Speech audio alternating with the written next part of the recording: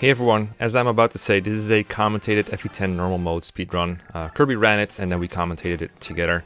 If you have any questions about things that occur in this video, feel free to post them in the comments and we'll be able to address them next time. Because this is only part 1 and 2, and the next one we'll go over part 3 and 4.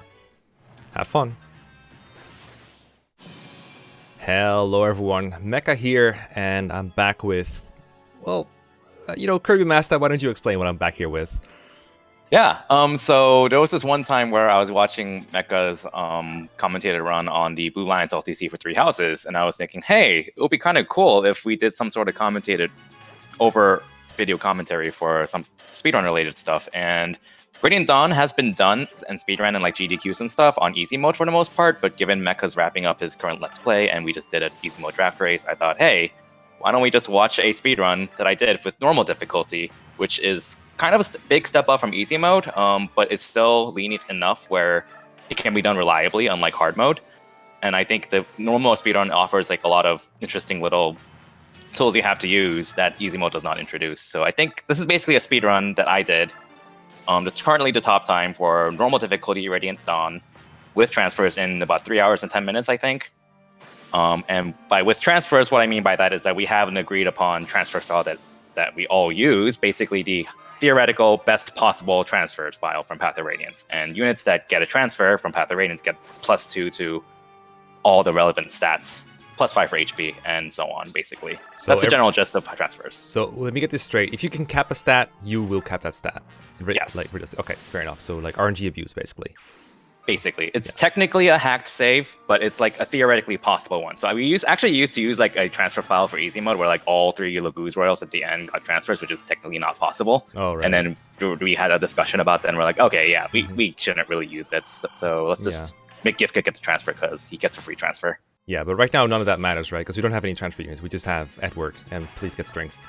For the first half of part 1, that kind of doesn't matter, right? It will matter as we get more Path of Radiance units, but prologue doesn't really matter. Yeah. So far, not much has changed from easy mode, and like honestly, like draft race as well. It's just Edward, please kill these guys as soon as possible, which doesn't look like it's happening very well. No, it not really. So like he's supposed to get some wrath crits here on the boss, but the problem is like he needs to get hit enough to get into wrath range, which is 30% of your maximum HP, and oof. So like this first chapter is kind of a really big time loss here, unfortunately, but there's so many things that can go wrong in this run that I usually just decide to keep going unless something outright makes me game over. So that makes sense. Ooh, almost battle save there. Decide not to. You know, I mean, I guess you only battle save like far into a chapter, right? Generally, you don't. No, there's no point doing it turn 1. With series attempts, I actually never battle save a single time. Okay, that makes a lot of sense. I don't save a single time at all. Yeah, because like if you save and you ever need it, then at least with a run that I want, it's a dead run anyways. Yeah. But if I want to do like a practice no reset run, or just a run, if I'm really new to a run, then I'm gonna be using saves early on just to be safe and such to make sure I get full game practice. Yeah. But yeah. I'm noticing that this part is like a lot slower than what I saw in easy mode, because these enemies you can't just get them out of the way with Edward very quickly, and there seems to be a bit more of them. They're slightly tougher, so Nolan gets involved, whereas usually you don't need them at all. Easy mode is defeat boss as well. Oh yeah. In normal mode and hard mode is escape, so we have to get Micaiah up there, and I think chapter 1-3 is the same way, where it's just defeat boss and easy, but normal hard is escape. Yeah, but it is escape with Micaiah only, so we don't have to escape with the rest. They're just allowing to do chip damage, right? Yeah, just help Micaiah get through. Yeah, and we do get a hand axe from the house, because we're actually going to be giving that to Nolan later, and eventually Jill, because Jill. Yeah, I mean, in case it wasn't clear, I don't think we're planning on like elaborating and introducing every single character that joins ever. We're just going to assume that you kind of know Radiant Dawn and how it goes, because introducing every single aspect of this game is probably going to be very complicated, and there's not enough time for that in the speedrun until we get to like the enemy phases of late part 3 maybe, then we have time to introduce Micaiah, but that'd be a little bit late. It'll be pretty late, but yeah. Ooh. So I believe... Yeah, so in a speedrun, killing stuff takes time. Especially in a game where enemies have a 2-second death animation. Oh yeah. So you really want to avoid killing stuff if you can, so Nolan's just going to be face tanking here. Oh, that makes sense. I feel like there's like a certain threshold at which point you consider actually killing people even if you don't need to, because every time they attack it takes time as well. But the Radiant Dawn map animations, when you turn them off like that, is so quick that you don't even want to most of the time. Yeah, it's usually not worth actually killing enemies unless they actively move every turn. In other words, Cavaliers. Oh god, with Kanto, yeah, that's an extra point of movement. Yeah. I remember in like 3.7, I remember Viking was like using a task to figure out which enemies to kill and which to leave alive, because that's a defend map, so you don't technically have to kill anything, but he still killed like a couple Draco Knights here and there because they Oh spent so yeah, much time 3.7 is. Shout out to Vegan for like the route you see. By the way, like this was a huge community effort. Mostly Vegan who made the base route. There were a lot of changes that I made to make it more viable, a single segment, but. Yeah, and I remember seeing Beacon streams just testing out 3.7 and figuring out like, oh, which enemies are worth killing, which ones are not worth killing, and so on. Especially enemies with Kanto, because oh god. Oh, I like that switch from Micaiah to Soul real quick there instead of doing the laggy. I think it's X switch where you like go from character to character on a map. That's like, normally, if you press X, you go to the next character on the map. But what I'm doing here is a Y switch because there's no way to go backwards with the X button. So what you do is open the status menu and go backwards that way. And Y is what opens status menu, right? Yeah. Yeah. Okay. This is a route map in easy mode. Yeah. So in easy mode, you actually have to care about the treasure room, but in this case, I don't really care. I noticed the boss is actually, I think he's one tile down on easy too, and that lets you like open the chest and also enemy phase him with Soul if you want to. Oh yeah, you're right. I never noticed. Yeah. I just ignore him because, well, Laura's already there. So.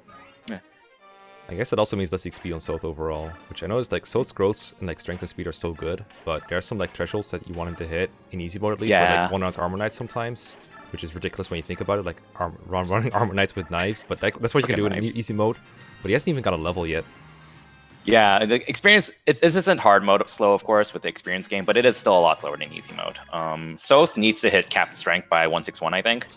He has a 60% strength growth, which is pretty darn good. Hilariously enough, you might think his speed growth's good, but it's actually like 35 or 40, I think. Yeah. It's just that his base speed is so high, so it's like whatever. Oh! I mean, this is transfer Soth, right? So you can This is transfer his bases Soth, are like significantly better, right? They are better than, yes, they are better because Soth gets a direct transfers 1-to-1, whether they're higher or lower in Path of Radiance to Radiant Dawn. I think only if he's capped his level, though. Yeah, there's like a lot of misconceptions about like the way that transfers work for Soth, but I feel like at this point, at least the speedrunning community knows a fair bit about him. Oh, also, we're not getting Aaron, rip. Yeah, this map's kind of a pain and a huge reset point because Ileana's hit rates kind of suck. I mean, in case you just missed that. Yeah. So, like, if she misses that Myrmidon, we have to use a backup strat to take him out. And if she misses again, I think we have to attack with her one more time. I don't remember. But if she misses again, that's basically run over. I'm assuming the fighter like gets in the way of Micaiah or something. Yeah. So the fighter has to die. Yeah. Because again, in easy mode, you just have Soth around to boss, and what everyone else does doesn't really matter as long as they don't die and cause a game over. Because everyone dying here gives a game over, I think. Maybe not Aaron, but like everyone else does. I think it's a game over for anyone at this point. I think it's the next chapter where units can start dying, but I could be remembering wrong. Oh, yeah, this strat is pretty cool though, because like we just did this cool little mini rescue chain to get units through the forest tiles quickly, and Micaiah is still a little bit short of reaching the arrive tile, but as you can expect, we're going to be doing a shove train soon. I love the shove congas. I know, the shove congas are my favorite. You see a lot more of it in Path of Radiance speedruns, but they're still there in Radiant Dawn, and they're pretty neat. Yeah, I think there's also like basically an extra boss in this chapter, because that archer's not there on easy mode. So you just kill the boss when he's on there. But I don't remember if it's like a knight there or something like that, but yeah, you just have to pop the boss in easy mode and you're good. Yeah, okay, get Meg for the good old, sell her fortune for a fortune, and then forge a bunch of knives off of it. Yeah, pretty much. Yeah, the first base in the game, hooray. Yeah, for selling a fortune, we're going to be forging a bunch of knives for Soth. I think we forged extra hit on one of them. We're also forging a forged Iron Axe for Nolan, just for this map, and Jill's going to be taking it off of him later. And then a forged Thunder Tome for Ileana, mostly for the hit rate, because Thunder's accuracy is terrible. Yeah, Ileana is like surprisingly good with a forged tome. I thought, like, I was actually experimenting with her for the draft rates for a little bit because I thought she might be able to like do a semi-early carry, but Edward just kind of invalidated her with the rules we used because Edward was free up until the end of this chapter, so I didn't really need her for anything. And she's too fragile to become like a main carry. Ileana is pretty good though. Like, I mean, I know in Easy's transfers. Goodbye. Yeah. In Easy transfers, Easy without transfers, Edward has to be used for the top portion of the map. But then with transfers, Ileana has enough speed to double them reliably, and with Forged Thunder Tome, she can two-shot everyone. In normal mode, that's still the case, I think. So. Yeah. I think this map is overall pretty easy in normal difficulties, because you just like Soth everything inside if you want to. You just has to like he has to go bottom right to pick up the Master Seal, and then go top left for the Beast Foe, which is kind of annoying. And then everyone else is kind of stuck dealing with the rest. But I like this boss that just runs up to you untransformed and doesn't do anything. I know, it's pretty funny. Oh, so Leonardo got a level up. That was a time loss because Leo had to compensate for an Ileana miss last map. So we lost time because of Ileana missing. Ileana missing caused a Leo level. Thanks. I mean, I'm sure Leo doesn't mind. I don't think he minds. My timer does mind, but oh well. I'm not sure if I prefer the AI that goes up to you and does absolutely nothing, or the AI just stands still and does absolutely nothing. Both are absolutely terrible, but these bosses, they have it in your mode. Yeah. I remember, like, I just have Micaiah, like, 2 tiles away from that boss that doesn't move. I just keep attacking him. He just transforms and does nothing. I don't understand Fire Emblem AI. I don't think anyone does. I mean, standing still is not very complicated. It's just very stupid. Which is probably why they do it. Oh, so it's going up here. That's interesting. I usually have him go left from here. Yeah, I think easy mode normally has him go left to get Beast Foe, but I could be remembering wrong. Wait, or maybe he'll go left now. You are getting Beast Foe, right? I don't remember actually. Like I haven't studied this run for a long time because the last time I speedrun this game super seriously was the run you see here. I know Nolan and Ileana are being set up to take care of some reinforcements because there's going to be 2 Lagoos that spawn soon. I remember there was, I think it might be easy mode where you give Beast Foe to Zyhark so he kills more NPC cats in 3E. I don't remember if that's still a thing, but yeah, it's pretty funny. I mean, his Soth is going. Oh, now he's going. Wait. Oh, he just killed like one guy up there and then just went back. Okay, that makes sense. Okay. Yeah. Yeah, those reinforcements from the top, they do not appear in easy mode, I think. They don't. Annoying. So it's kind of inconvenient. Yeah, those are like the ones that really make this map like reset worthy sometimes. Not just in speedruns, but like casual playthroughs as well, because not a lot of characters can handle 2 of those guys at once. Yeah, they hit pretty hard. Like Lagoos are so accurate. Yeah, so far we got the Angelic Robe from this chapter and the energy drop from Laura chapter, both for Jill. And we have a Draco Shield. Draco Shield every is stat booster is going to be for Jill. Yeah. Huh. Yeah, it's going to be hard to just like commentate every single thing that happens ever just as it happens because everything is going so fast. It's kind of the nature of this thing. I take that as a compliment. Right. Get more forging, more knives for Soth. Yeah, I remember I had wrote down everything. Wait, what's that info combo for? Because I thought it was for getting Volu, the one with Nyla, but clearly you're still getting Volu because, I mean, is it just to get him in the base? I only did 1 info combo, right? That must have been for money. Yeah, that one was for money, but the one below that is also 3 stars and doesn't give you an item. It just puts Volug in your base, but he still joins on the map, I think. Yeah, I don't think you need it. Yeah. Well, I guess he just doesn't do anything. At least that's the way you're doing it right now. Like, if you wanted to like edit Volug in the base, you could either do the info combo or go back to base after getting 2 reps, I guess. Oh, they're both going up. Okay. I mean, it's not a route map, I guess, like an easy mode. Yeah, this is kind of interesting because, like, in easy mode, you just want to route everything. But in normal and hard, it's a survive map. So our goal isn't necessarily to kill everyone, although we want to kill units that are worth killing. But we want to, like, find a balance of killing units that waste a lot of time in the long run, but also prevent as much combat as possible. Yeah, that's fair. I don't know, my instinct would still be to, like, kill the mages at the bottom right, because not only do they move every turn, but they would also, like, annoy Micaiah a lot, make you move her around.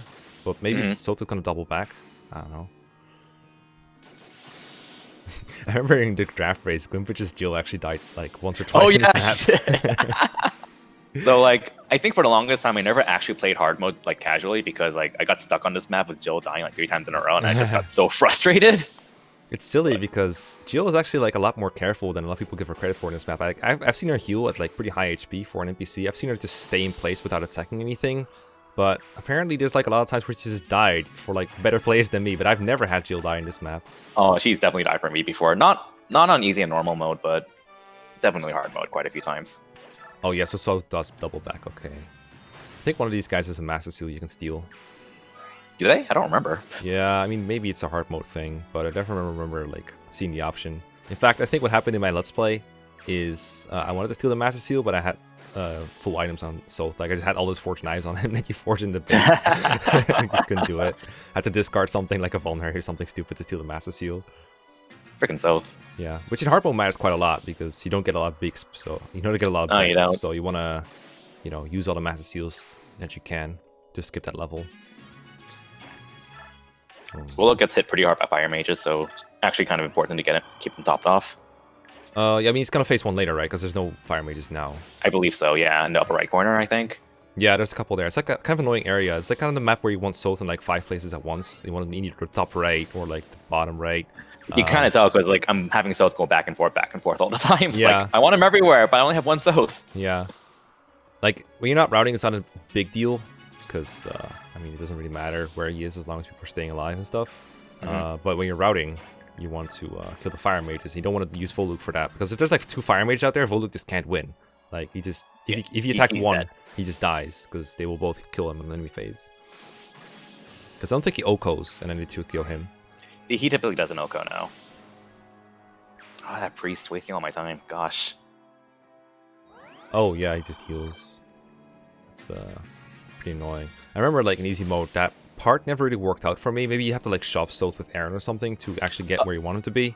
Because yes, shoves, you do need to shove him twice, I think. Yeah, because otherwise he just never reaches the like. You want him to kill the priest and then end up on a space where like everything can attack him and then move forward to kill the enemies in the upper right or something, and it just doesn't work out properly.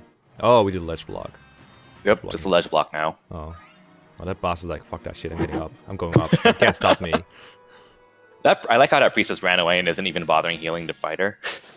I'm not complaining. Like, I'm done with it. I mean, he said fighter even below half. I don't think so. Where is no, he? It doesn't look like it. Maybe he's going for the soldier in the top because he's like at 1 HP.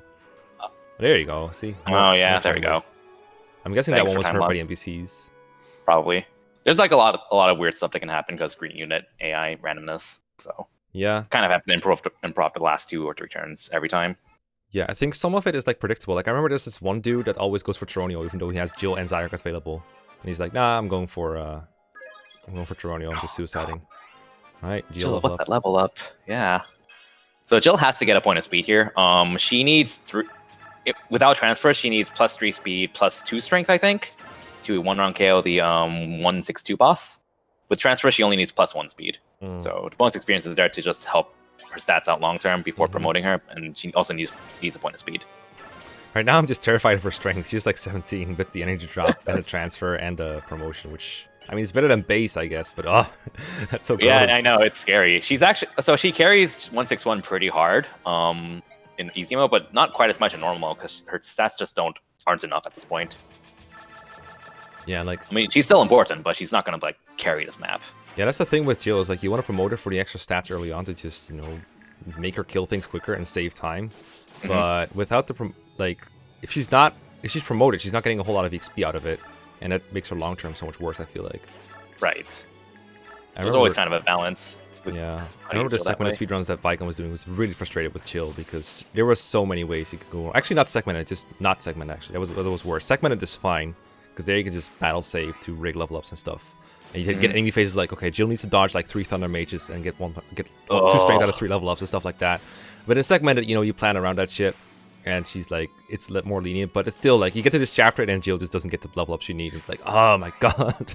This chapter is a lot more brutal than it looks, because like Jill's hit rates are just very iffy. Torio's too, actually. So like Jill could miss an enemy here, but in this case it would have been fine because Torio could just finish off that enemy on turn 2.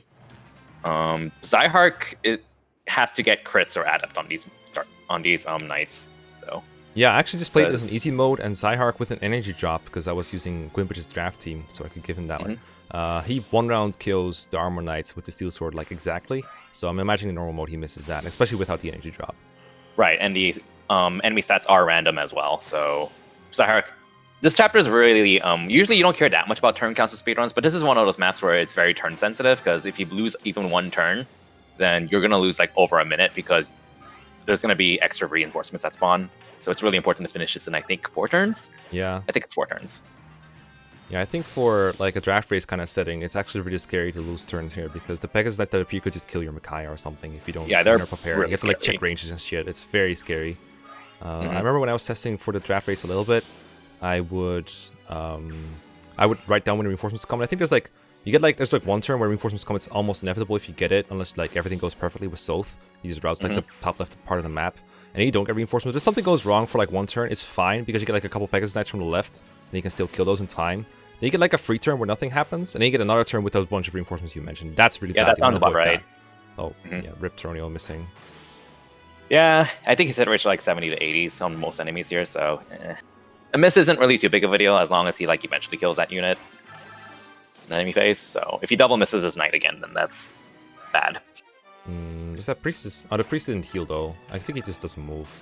Because imagine if he like, if that priest did move, he would heal the armor knight. So he'd almost rather he double misses than that he like hits once and then misses.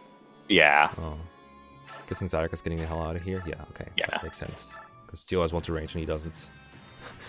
Wind edges are like hilariously limited in part 1. Actually, you get like one from a chest, and if you miss that one, the next one you can buy is like after this chapter, I think. I think you could like buy one wind edge in almost every secret shop, but like they're also kind of expensive. At least that's kind of what I learned from the draft race because I was using Edward as my carry, so I like made sure to buy wind edge every map if I could. I think what happened for me was I was testing with Quimpish's team. He had Zyhark as his part 1 carry. I think there's like one wind edge you can get, and then after that you don't get another one until 1/7 if you didn't get the chapter 1/1 in the secret shop one. Oh, we're just undeploying everyone now. Okay. All right. So I'm assuming this is gonna be like either Jill goes to the boss or Jill goes to the boss. Yeah, you guessed correctly. Yeah, I mean, I remember there was like some strats where you carry Geronimo to the boss, but this is probably better, especially because you want Jill to get the boss kill anyway for the XP. Yeah, you want her to get the boss kill. She flies, and this is the boss where we need the speed level up at least, because otherwise she doesn't want round. And even if she does, the boss, we're gonna try to go for an enemy phase kill, I think. And since the boss initiates, he actually has cancel. Oh. So I believe my notes say he has a 21% chance to hit and cancel Jill. So if that happens, you just lost over a minute. Oh, yikes.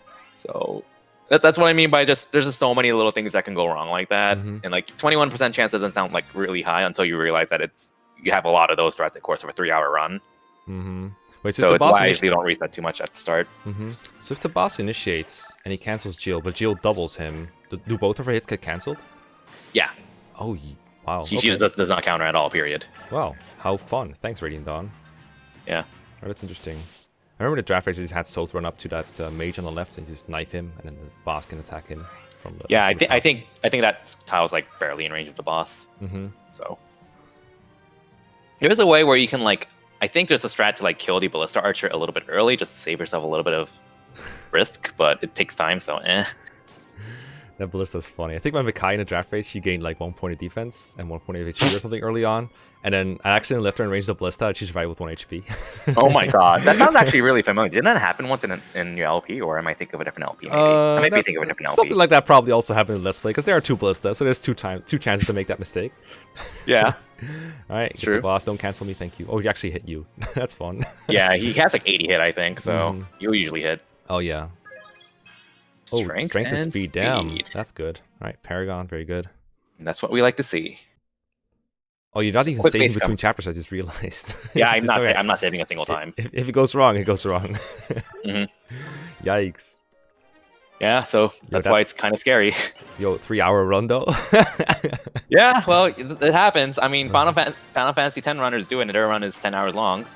They just never save anywhere. Oh, yeah. I saw that run. I definitely wouldn't do it on like my first few tries at like doing a run, because like my goal is to finish the run. But like I guess there's a point where there's like a kind of a specific goal that I want to go for with the runs I want. If that makes any sense. I just said what I could have said in 3 words for like 20 words. Yeah. But there's kind of a standard I kind of want to set for myself personally, and that's kind of what speedrunning is. And the standard I want is one where I never have to reload a save because it's too punishing. So my policy is if I ever need a save, then the run's kind of dead to me in a sense, so I never save. Yeah, if you get to depends on the game, of course. Yeah, if you want to get a record, basically. Well, I know it's not really about the records, but I mean that's what you're like good enough to aim for. So you might as well just go to maximum amount and get good enough to not have to save. This chapter is actually pretty neat, though. It's kind of like the opposite of 161, where it's not a very turn-sensitive chapter because nobody moves. So it's like, oh, Tormod just missed. I don't care. I'm just gonna end turn and wait again. Nobody cares. I do think it makes a really big difference that you like shove Soth twice on turn 1 to recruit Tormod and friends turn 1. In that case, that's really important.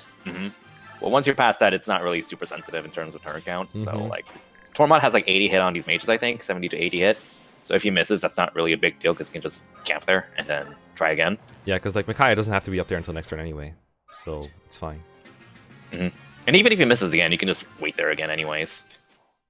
Because nobody moves, so not too much of a time loss. Yeah, but then you actually lose a turn, so you won't. You do lose a turn, which is a minor time loss, but yeah. Yo, for a moment I thought these archers had longbows. I was really scared for Micaiah there.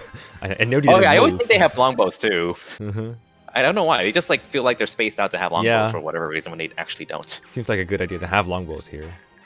You know, EDCs. Yeah, I like this chapter a lot. This one is very neat. Mm-hmm. Cool how everything works out. And cool how everything doesn't work out in the draft race, because then you just lose half these units. I know. Moran put in so much work in the draft race. He was so good. Oh, that Ashera icon, I think, will be used on Kanegas. Okay. Yeah. Okay. Because Kanegas has not very reliable growth rates for speed, and he has real speed issues. Right. It's a big speed thing. I was like, it's just BXP thing. Yeah, the only thing I could think of was really like the Ginsia, and I was like, wait, that doesn't make any sense. Why would he need that? Like, all that matters against the Ginsia is higher, but okay, alright.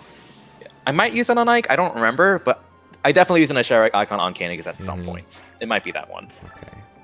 The good old shove Tormod head first into the swamp to make sure he fights the Wyvern. And Nyla kills everything, and by kills everything, I mean just takes forever to kill stuff because no 1-2 range. Yeah. When I used Gwimp's team to practice this run, I just had Zyhark run off that point because he was faster doing this than Nyla. Although, Untransformed Nyla does actually one-round that soldier with just her feet. But then the mages come up and it's like, okay, what's even the point of having you here? Because the rule set that we use for draft races is like Untransformed Lagoos can fight even if you haven't drafted them, because it's very hard to keep them out of range sometimes, especially in a map like this where the game kind of assumes you're able to use everyone. Yeah, and that was kind of an issue with early draft races. It's like we had these rules on how to not use these units, but then it's way too easy to accidentally use them when you don't really intend to. So it's kind of a way to find a balance of mitigating that. Yeah, because you don't want to the spirit of the rules. Yeah, you don't want everyone to accidentally take penalties, but you also don't want people to like. You want to be able to go all out, so you don't want to leave like loopholes when you can, not leave loopholes. But this is like a very bad map to take extra turns on, right? Because the reinforcements.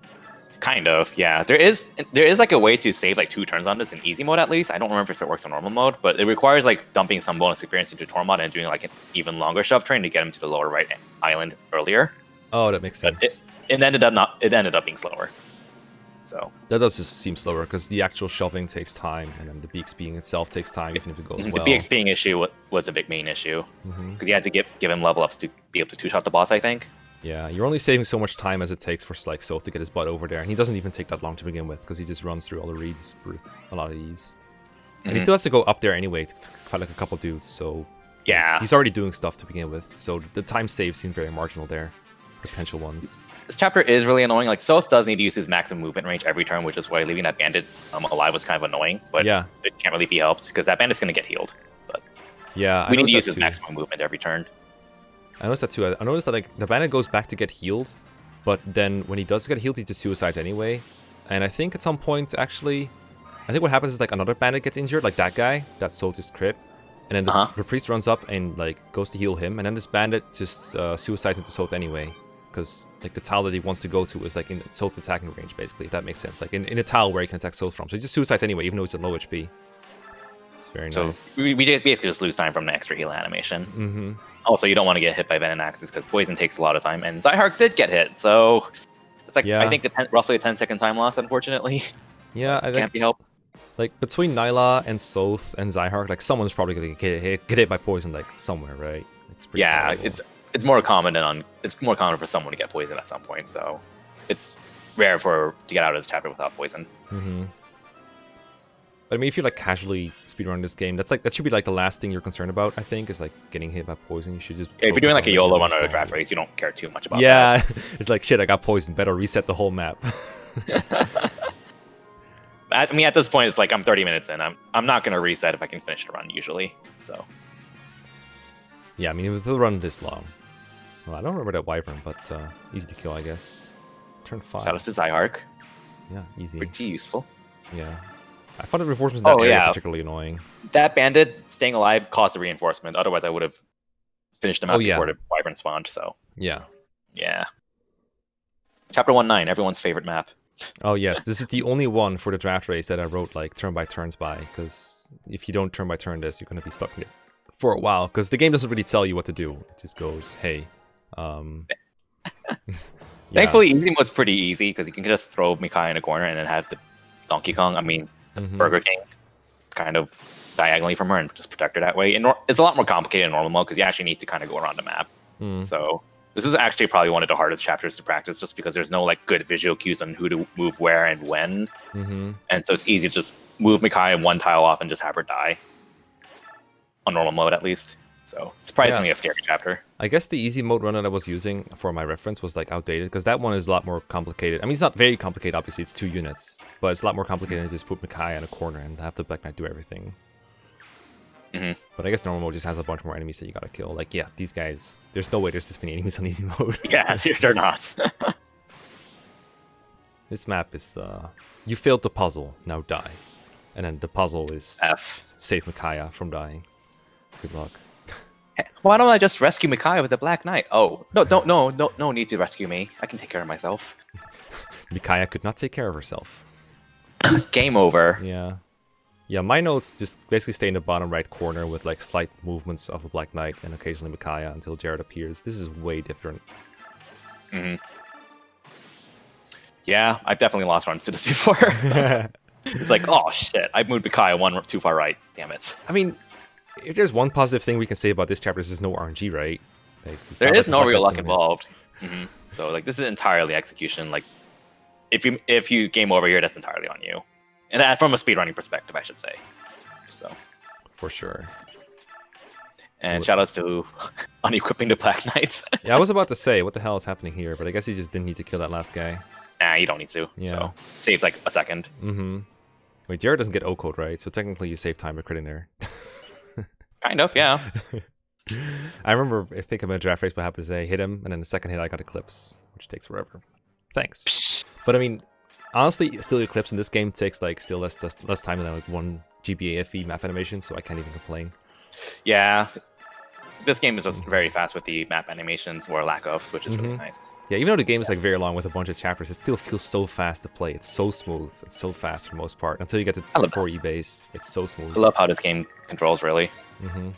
Needless to say, this is all prep for like part 3. Setting up a bunch of skills to send to Ike's team, forging 2 axes, because again, we can't forge anymore after this for Dawn Brigade until part 4. Yeah, because the merchant guys leave. I remember this one guy in my chat gave me a hard time for taking the time to think on this base. I'm like, come on, dude, this is the most important base in the game. Oh, this is a really important base. You need to take your time with this if you're doing a draft race. Very important base. Oh, okay. I see Jill's getting Bex now. I'm just looking at this from a hard mode perspective. Like, where does all this Bex come from? I would have liked to have that. Yeah, sounds kind of nice. It's a nice thing about speedrunning normal mode. It's harder, but you still get enough Bex to make it pretty reliable. So. Yeah. Does Jill actually need this combat, like these stats for this chapter? It helps a lot. But yeah, they help a lot.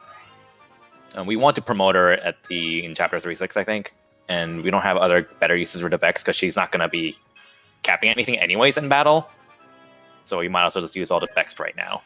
Oh right, okay, I remember now. I remember having this dilemma, like what I should best Bex for now or later, and I do it now because I want more skill on her.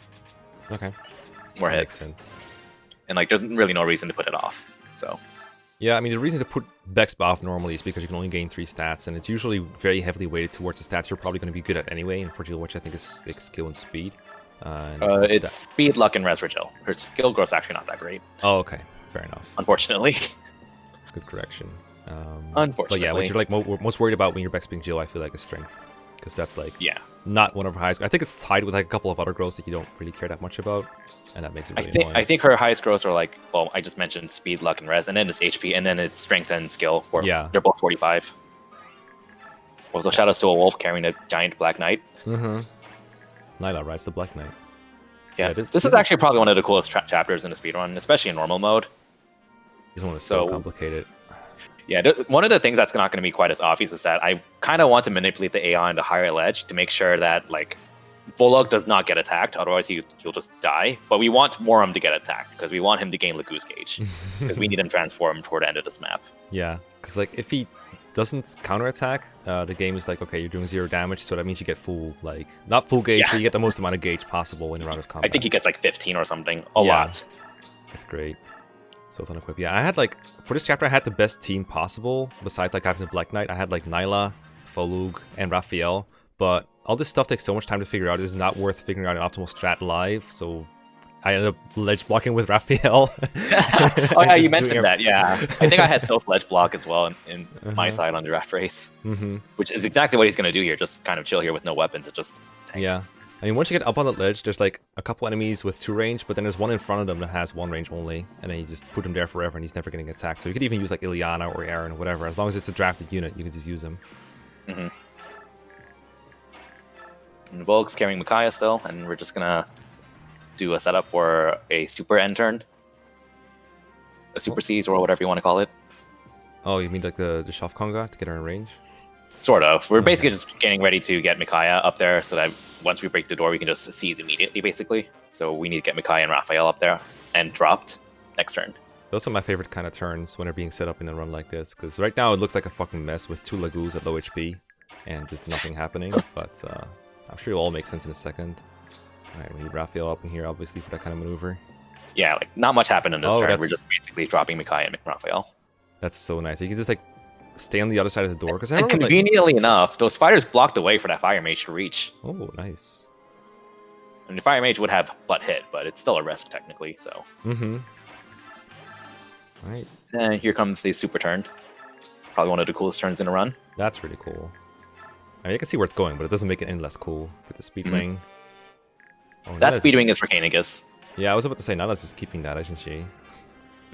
Oh, great use of a 4-way figuring for 2 people. Controlling more units costs time. It does. What can I say? It does. You only need to kill the boss and like 2 units between you and the boss. So why move more? More, I'm putting in some work. Yeah. This chapter's so fast and Moram didn't even have time to lose all his gauge. Yeah. Goodbye, Jarrett. Been fun. Part 1 done. About 36 minutes. Yeah, interesting. No parody. Guess we don't. Yeah, parody costs way too much time to get. Yeah, I figured. It's in like one of the chests in the upper left, I think. It's upper left corner. Yeah, I don't remember which one, but it's out of the way. Yeah. And like you got the speed wing, everything else is kind of whatever. Oh, if I remember correctly, the start of this chapter 2P is pretty funny. Marshall's going to be putting in work. I'll just say that much. Oh, you Leanne out of here. Okay, this is interesting. Oh, okay. yeah, I just got these crits. I'm just like, hello. Goodbye. Okay. Goodbye. All right. Like that's not necessarily supposed to happen. But I was like, okay, right, I'll take it. Take those time saves, yeah. We take those. Bro, imagine not killing that guy with Marcia after everything she did for you.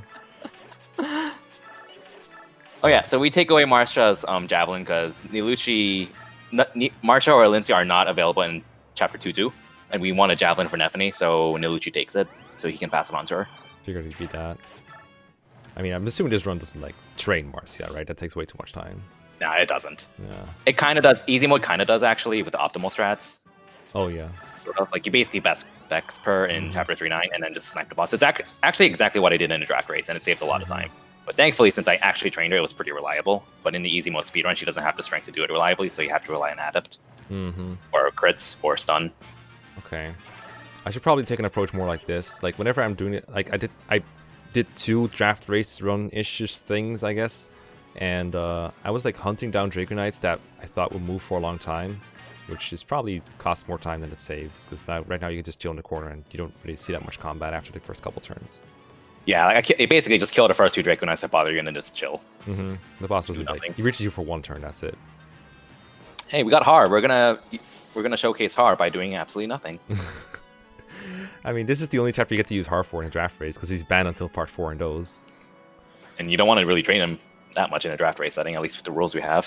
So. Yeah, I mean, if he levels up, then it takes time, right? So definitely makes sense. Goodbye.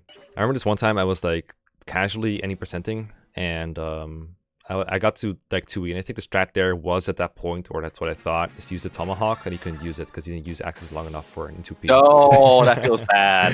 Use the Javelin instead. Okay. This chapter is fun and reliable, right?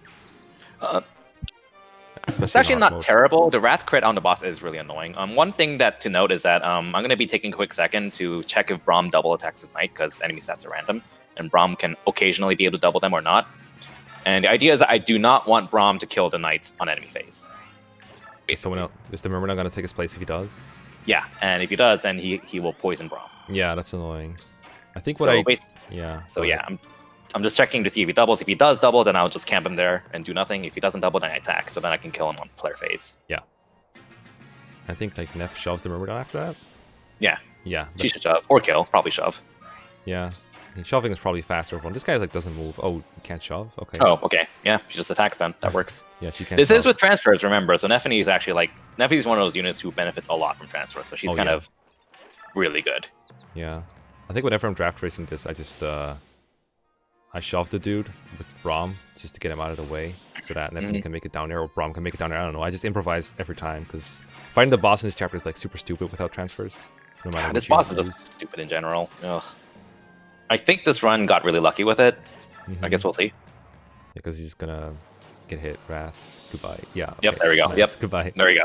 Because like normally what happens is like he hits you. Like you get to attack him once without him moving, and then after he's fought once, he starts moving around and doing annoying shit. And all the others, the javelin soldier near him starts moving too, and like chipping you down. And like Neffany dies so quickly, you have to heal every turn, which means she doesn't have time to attack the boss. And then Braum just doesn't do that much damage. He doesn't double. He can't wrath crit or anything. So he just gets stuck in an endless loop of bad. It's a really annoying chapter. So like if it doesn't go right immediately, then you can lose a lot of time pretty easily. So I think it's really uncommon for that chapter to go as smoothly as it did. So I'm very happy with that. Again, it's one of those things that can go really wrong and lose you a lot of time. So finishing runs is a priority. Oh, this is interesting. What I did for this one when I was just improvising is Lucia and like whatever I drafted goes right, and then Braum just blocks the north choke points. But apparently, we're doing something different now. Yeah, I think in my side on the draft race, I just tossed everyone in the lower left corner and had Lucia just solo because I didn't draft anyone here besides Lucia. I think. Yeah, that's what I thought. So but then you get some reinforcements from the bottom left that can like incur penalties or kill people. Yeah, I didn't know about that. But you got wrecked by and he was unequipped. I didn't have to reset, so GG. I learned. Oh, you took from Leth and Mordecai. Okay, let's go. Going through the dark. Yeah, Lucia's like annoying because I think she one rounds with the silver sword most of the time, but that doesn't have one to range, and then this sword needs a crit to kill anything, which it does apparently. Good stuff. Yeah, there's a lot of little things that can go wrong here, so usually you have to kind of improvise what to do with Leth and Mordecai because they have to like make sure they can clear a path for her. Well, clear a path for Lucia. And this is one of those maps that's different between easy and normal in terms of the victory condition. In easy mode, it's defeat boss, so you can just bop the boss with the wind edge if you want to. In normal and hard, you have to arrive. Yeah. So you have to defeat the boss and the armor knights in front of the boss to get to the 5 tile. So much easier to just kill a boss because she 2 rounds him with the wind edge anyway. You can get a crit and just like it's just over. He attacks first too. It's super nice. We just kind of have everyone camp behind Braum. Yeah, that is good. Let's get Leanne out of here. Save the movements. Very nice. And then, yeah, unequip Braum. You did this basically the reverse is what I said at my point. Like, because like Braum chokes that point from the start of the map, it just goes well. But going through the bottom left is kind of annoying because there's a lot of one to range there. But here you have to, but you can just kill him here. Oh, you don't kill him? Okay. She has a silver sword equip. I think she needs extra power, if I remember correctly. Yeah, she probably does. The halberdiers are a bit more bulky than she can handle. The mages she can kill within 2 rounds. Probably a warrior not with the wind edges, like the crossbow warrior that's below her. He probably doesn't die either. Oh, wait. I remember now. I think it's because I don't want the extra kill. I don't want to get extra kills if I can help it because kills are slow. Yeah, that makes sense. And I just kill Nuth is in a really nice position to, well, be okay and not die. Mordecai's also going to help out. Just block. What do I do here? I don't remember. Yeah, this is interesting. I feel like this is not the route you usually take because it usually doesn't take you that long to do the route you usually take. If that makes any sense, like this is probably improvised a little bit. I think this is a little bit of improvised. I know the Leanne drop is not really that improvised, but I do know that the generals they take so many hits to kill, but we also need someone to kill the boss, and Lucia is the only one who can do that 2 range reliably. And Lucia also wants to arrive, so that's a busy agenda she's got there. But Mordecai can kill. And then Leth is on. And that's why we have a dance set up. Yikes! Yeah. Okay.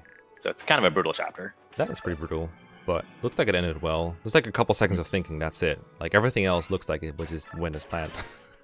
Yeah, I just remember this chapter definitely requires a little bit of improv here and there with what to do with the Mordecai Lith, but it went pretty smoothly. All things considered. That's time for the most brutal chapter, or the longest chapter, possibly one of the longest. It's one of the longer ones. It's not part 4, but yeah, it's long. Part 4, but still a long chapter. Yo, I was doing this chapter and I forgot to buy these things, the killer axe and the hammer. Oh, that feels bad. But I realized at turn 1 and reset. It was fine. It was fine. It's also one of the few spots where you can get a horse layered. Horse layers are pretty rare in Yeah. this game too, so they're pretty nice. I'll deploy Astrid because she wastes a bunch of time. Shout out to Wimp Bitch. Yeah. I like this chapter where you just oh yeah, shout out to Quiggles. I like on this chapter, it's like I used to be like, okay, just gonna kill the minimum amount of enemies to get the maximum amount of Bex because you get Bex for every enemy that survives. And now I'm like, nah, I'm just gonna kill things. I don't care anymore. It's not worth. It takes so much time, and like not just in chapters, but like casual playthroughs as well. Just okay, I'm just gonna kill a couple things.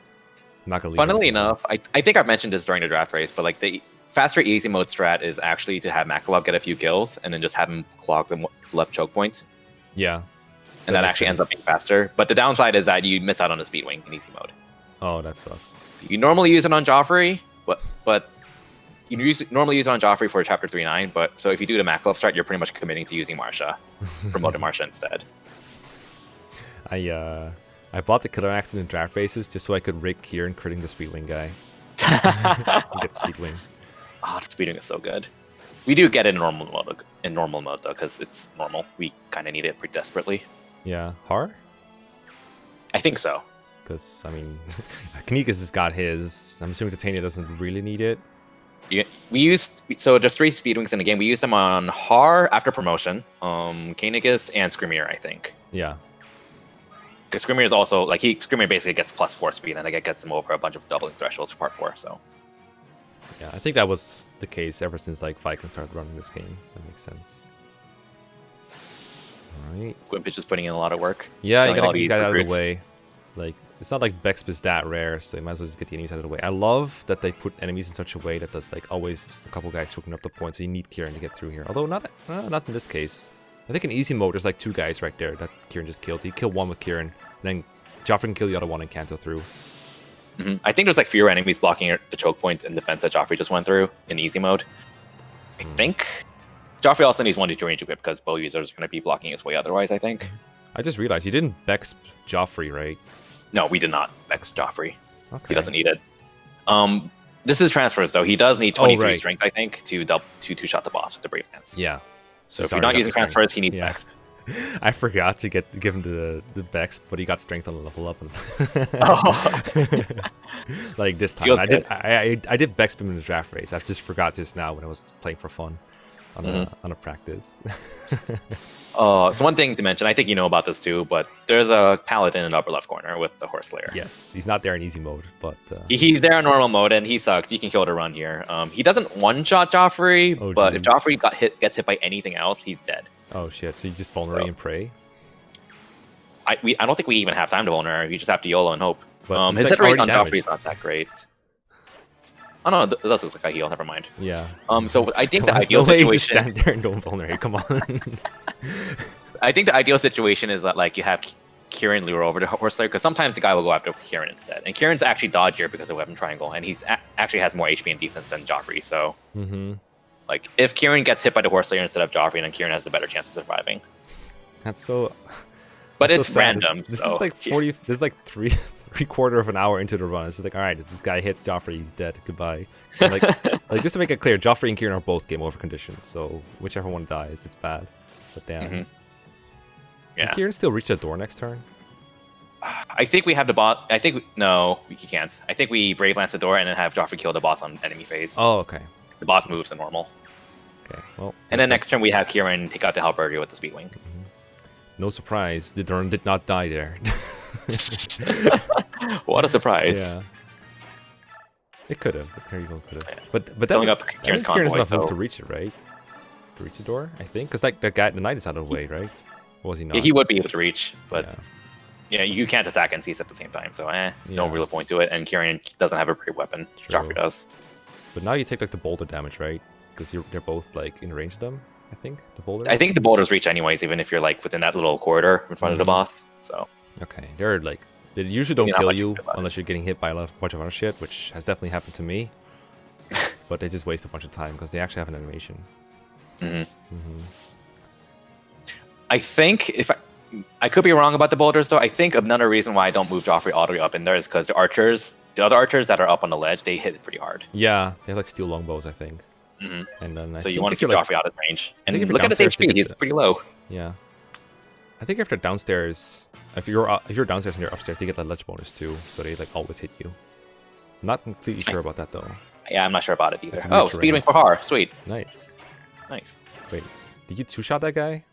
Like Yeah. over enemy face? Okay, that makes sense. Because I was like, wait, there's no way you one round KO that with. Well, maybe transfers Kieran could do it, I guess. Boss stats are the same between all difficulties, I think, actually. But that's the halberdier I was talking about. Oh, the halberdier. Yeah. Yeah, Kieran normally two-shots them with the Killer Axe, I think. Okay, but does he double with his transfers? I don't remember. Maybe not without transfers. Okay, because like I know without transfers for a fact he doesn't double even on easy mode. That hurts. Yeah, that sucks.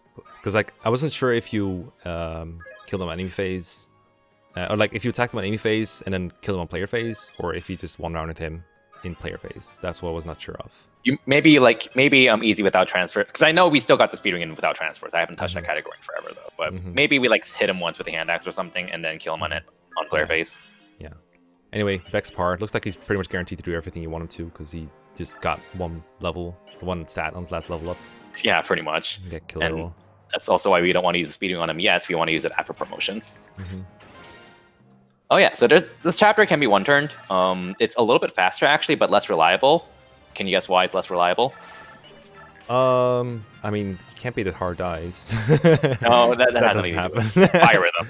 Fire rhythm. Oh, of course. Yeah, so Har has like 80-ish hit if you try to kill Ludwig on the enemy phase, turn 1. But on turn 2, Har's biorhythm goes up and Ludwig's goes down, so Har has like 95 hit instead. Yo, and it's not even that much faster because if you try to kill Ludwig on enemy phase, then Har ends up killing like a bunch of enemies with a hammer. So it's faster, but not by much. Interesting, because like the first thing you do is kill Ludwig anyway, so like who cares? Yeah, it doesn't change that much. But Ludwig is in an annoying position, so you do have to bait people away from him, or bait him out, I guess. Well, there he comes. Glad he's one of the first to move, I guess. Because that way, like, he doesn't get blocked off from attacking you by other people. Thankfully, we have the ledges just fly around, so we don't actually get blocked. Yeah, that's nice. You can just go up, left, down, down until you're right there, I think. Or, wait, no? Up and right around. Oh, right around. Okay, there we go. Yeah, got it. And you need like a lot of hammer uses, so like if Har actually misses this, you can still finish the chapter pretty quickly, but you lose so many hammer uses that you're kind of screwed for endgame. Yeah, just that doesn't happen in world record runs. Nah, it doesn't. Right. That's part 2. Hooray. Yeah, that's part 2. I don't want to make these too long, so we're going to do part 3 next time, probably. We'll see how we split it up. But there's like a solid, 2 hours of run left, a little more than that. So if you like this, let me know in the comments, and we'll see you next time for the next part of the run. Cool. Thanks for having me, Mecha. No problem. Thanks for commentating. Peace around. Yep. Peace.